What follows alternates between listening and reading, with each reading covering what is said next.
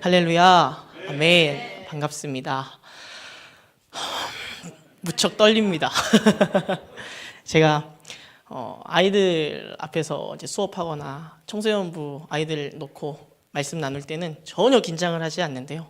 오늘은 조금 떨립니다. 그래서 여기 하연이가 한 10분 앉아 계시고, 다원이가 한 5분 앉아 계시고, 저기 세아가 앉아 있는 그런 모습으로 말씀 나누도록 하겠습니다.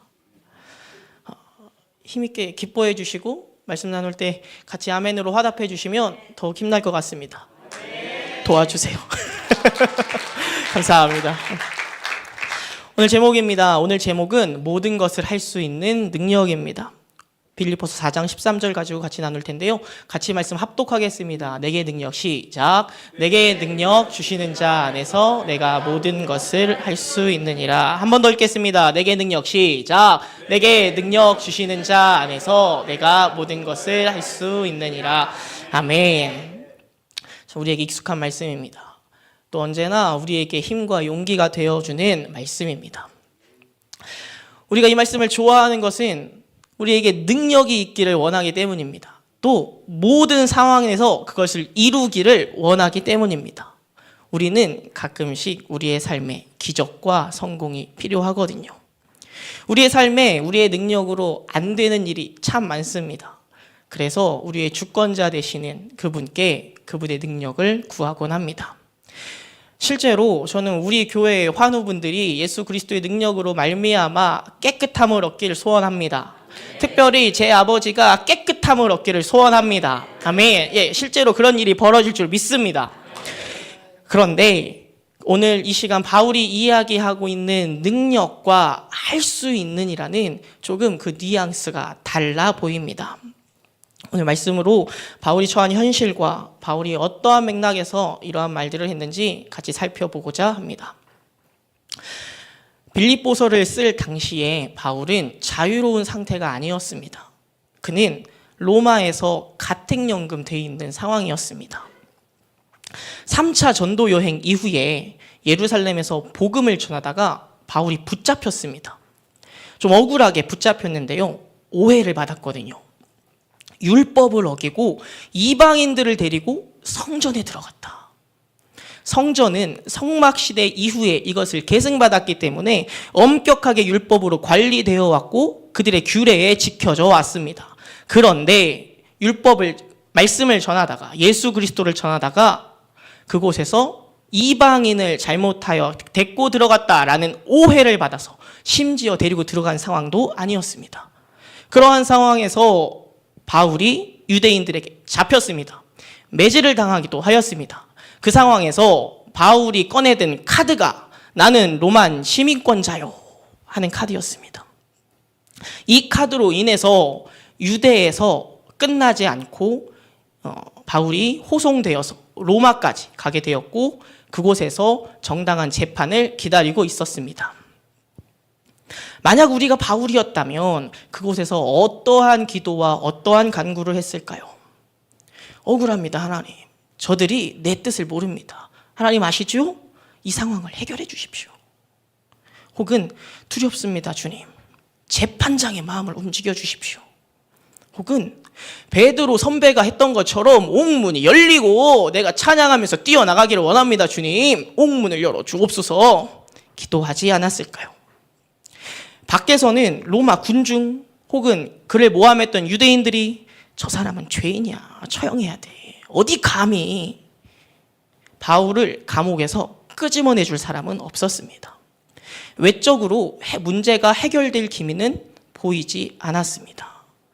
그런데 바울의 편지를 보면 굉장히 놀라운 점들이 많습니다.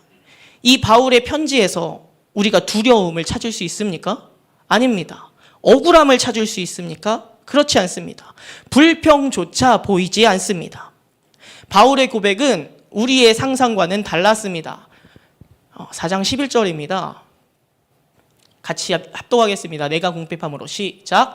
내가 궁핍함으로 말하는 것이 아니라 어떠한 형편에든지 내가 자족하기를 배웠노니 내가 비천에 처할 줄도 알고 풍부에 처할 줄도 알아. 궁핍에도 처할 줄 아는 일체의 비결을 배웠노라. 내게 능력 주시는 자 안에서 내가 모든 것을 할 수 있느니라. 네, 이 말씀이 나온 배경이 이러합니다. 바울은 자신이 여러 상황에 처해 보았고 내가 좋음과 나쁨 모두를 경험해 봤는데 그랬을 때에 내가 비결을 배웠다. 어떤 비결이래요? 내가 어떠한 상황에도 처할 줄 아는 비결. 만족할 수 있는 비결입니다. 내가 이래도 만족할 수 있고요. 저래도 만족할 수 있어요. 내가 배고파도 만족할 수 있고 나에게 육체의 아픔이 있어도 만족할 수 있고 내가 오늘 이 시간 육체의 사슬에 묶여서 이틀밖에 나가지 못하는 상황이지만 나는 만족할 수 있습니다. 내게 능력 주시는 자 안에서 내가 모든 것을 할 수 있습니다.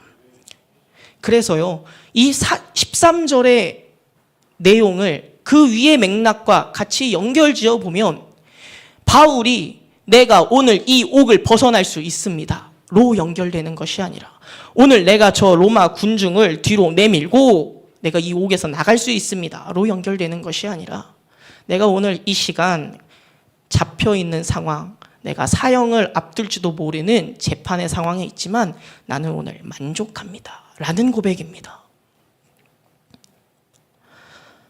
바울이 이렇게 능력으로 산 결과, 능력 주시는 자 안에서 모든 것이 할 수 있는, 자족할 수 있는 능력으로 산 결과가 어떠합니까?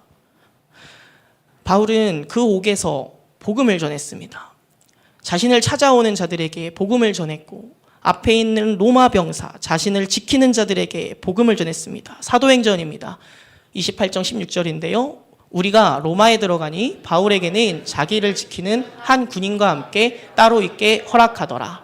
바울이 온 이태를 자기 셋집에 머물면서 자기에게 오는 사람들을 다 영접하고 하나님의 나라를 전파하며 주 예수 그리스도에 관한 모든 것을 담대하게 거침없이 가르치더라. 네, 바울에게는 주시는 만족이 달랐습니다. 이 바울의 만족은 어떤 결과로 이어졌습니까? 그에게 찾아오는 자들에게 복음을 나누어 주는 능력이 있었습니다. 바울의 능력의 결과는 첫 번째, 복음의 전파였습니다. 또 있었습니다. 바울은 탄식을 쏟아내는 대신에 빌립보 교회 성도들에게 기뻐하라 라고 편지하였습니다. 빌립보 교회에게만 편지하였습니까?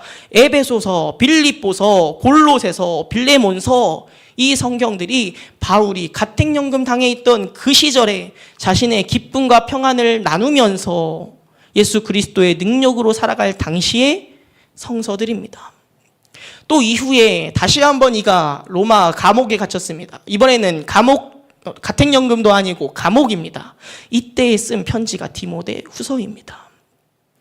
바울은 탄식을 쏟아내는 대신에 그곳에 처해 있는 그때에 여러 편지들 성령의 감동으로 써내려가면서 우리에게 지금까지의 성경을 전해주고 있습니다. 우리도 신앙생활을 하다 보면 예수님 한 분만으로만 만족합니다 라고 고백할 때가 있으시지요. 여러 성도님들도 신앙의 선배된 여러분들께서도 그러한 신앙의 고백들이 있을 줄로 압니다. 짧은 이야기를 나눕니다. 저는 4번의 수능을 거쳐서 교사가 되려 하는 마음이 있었습니다. 그래서 4번의 수능을 간신히 패스하고요.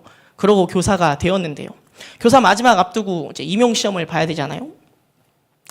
근데 임용시험을 준비하는 그 1년 동안 합격이 너무 간절했습니다. 왜냐하면 수능 시험은 제가 공부하면서 조금만 더 하면 될 것 같은데, 조금만 더 하면 될 것 같은데 그랬거든요. 그래서 열심히 했습니다. 그래서 됐는데 임용시험은 공부하면 공부할수록 와 주님 내가 이거 하면 안 될 것 같은데요. 내 능력으로는 저 연고대를 포기하고 온 자들을 이길 수가 없어요. 너무너무 고백되었습니다. 그래서 제자들을 막 치우면서 기도하기 시작했죠. 주님 도와주세요. 나 주님 아니면 이거 시험 못 붙어요. 나 이거 한 번에 패스 못하면 더 이상 패스할 자신이 없어요. 제가 그렇게 기도했습니다. 기도해지니까 첫 번째 하나님과 친밀해집니다. 하루하루 하나님의 은혜가 내 삶 가운데 느껴집니다. 아침의 은혜가 다르고 책장을 하나하나 넘길 때 주시는 은혜가 있더라고요.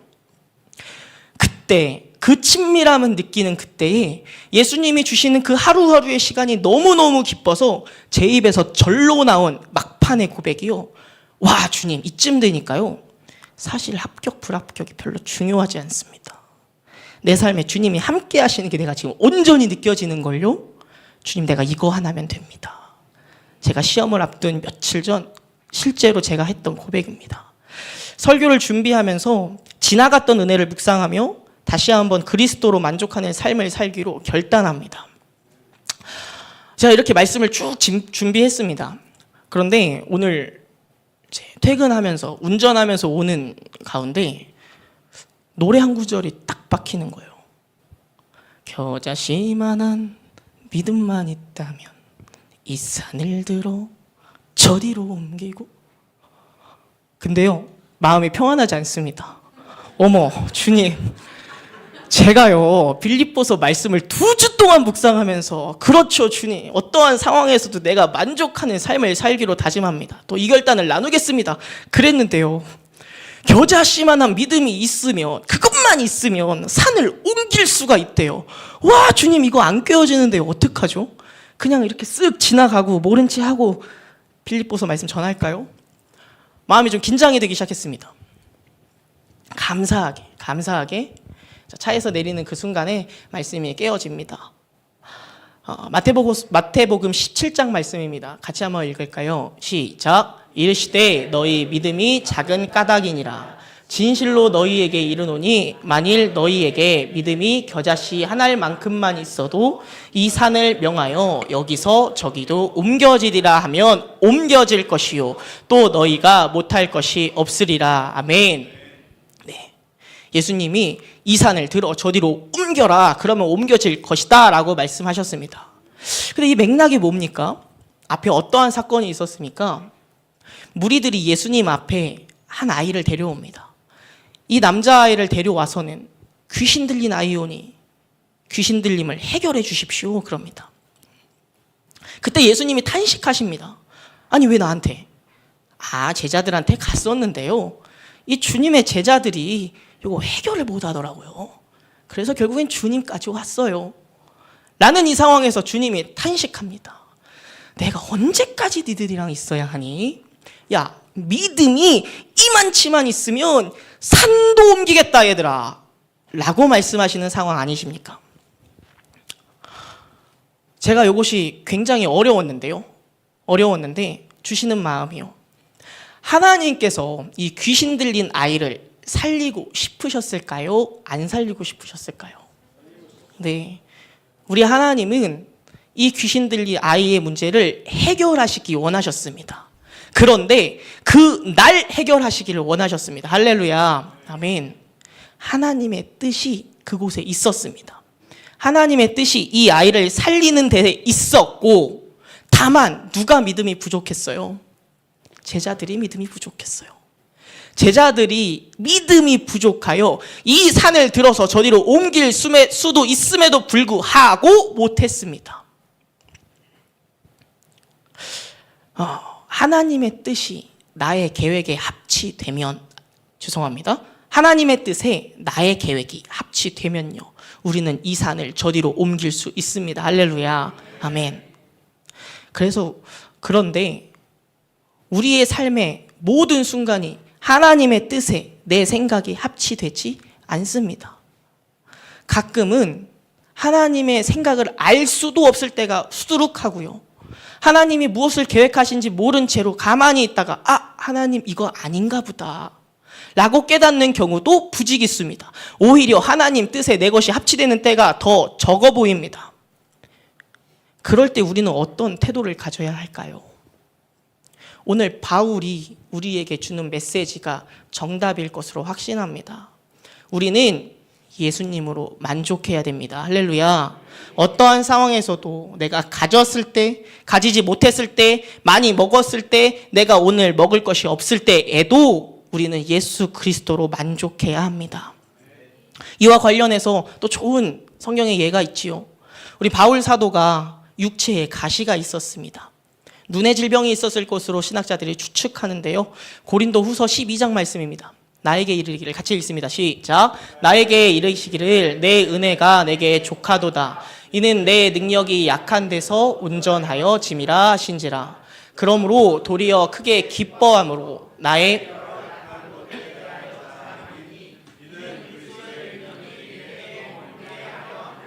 아멘. 네. 바울에게도 가시가 있었고 바울은 그의 평생 동안 이 가시가 해결되어지기를 기도했습니다. 그러나 우리 주님 바울에게 무엇라 말씀하십니까? 내 은혜가 내게 족하다. 그때 바울이 탄식합니까? 아니요, 그렇지 않습니다. 불평합니까? 그렇지 않습니다. 도리어 이 상황을 자랑합니다. 이는 그리스도의 능력이, 예수님의 능력이 내게 머물게 하려 함이라. 할렐루야. 바울은 가시를 빼내주시지 않는 주님에게 불평하지 않고요. 네, 예수님 괜찮습니다. 예수 그리스도의 능력으로 내가 오늘 만족합니다. 이렇게 고백합니다. 우픈 이야기 하나요? 제가 아까 그 자동차 속에서 마태복음 말씀을 떠올리고 또 묵상했다고 말씀 전했는데, 출발하는 그 순간에요, 학교 문을 나서가지고 딱 좌회전을 받아야 되거든요. 근데 신호가 되게 짧습니다. 굴다리 밑을 지나가려고 막 하고 있는데요, 자전거가 달려와요. 근데 중학생이에요. 근데 웬걸, 이 중학생 친구가요, 자기 차선 맨 끝 차선이잖아요, 그대로 가면 될 것을 좌회전을 받으러 들어오네요. 그래서 제 앞으로 꼈습니다. 그래서 속으로 아유 이놈아, 너 우리 학교 졸업생이 아니길 바란다 막 그러고 있는데 신호가 제 앞에서 끊겼습니다. 그러면 저는 짜증납니다. 아이 왜 그래 친구야, 막 짜증냅니다. 아우 여기 동인천 왜 맨날 이렇게 길이 이래가지고. 그러는 상황에서 말씀을 깨달았습니다. 네, 웃기지만요, 우리의 연약함을 제가 고백합니다. 저의 연약함을 고백합니다.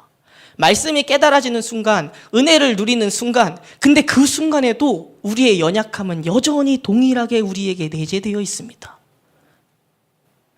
연약하다가도 예수 그리스도의 은혜를 깨닫고요, 반대로 와 주님밖에 없어요, 예수님 당신이면 충분합니다 외치던 그 순간에도 내 삶의 문제로 들어가다 보면 내 삶의 문제만 보입니다. 그렇지 않습니까? 그래서 우리는 매 순간마다 매일매일의 결단이 필요합니다. 오늘 감히 성도 여러분께 권면합니다. 성도 여러분, 오늘 이 시간 결단하시길 소원합니다. 예수님만으로 만족하겠습니다. 결단하는 시간 되시길 축복합니다. 우리의 삶의 순간순간마다 바울이 고백했던 예수 그리스도의 능력으로 말미암아 모든 것이 가능한 능력을 소유하시길 축복합니다. 아멘.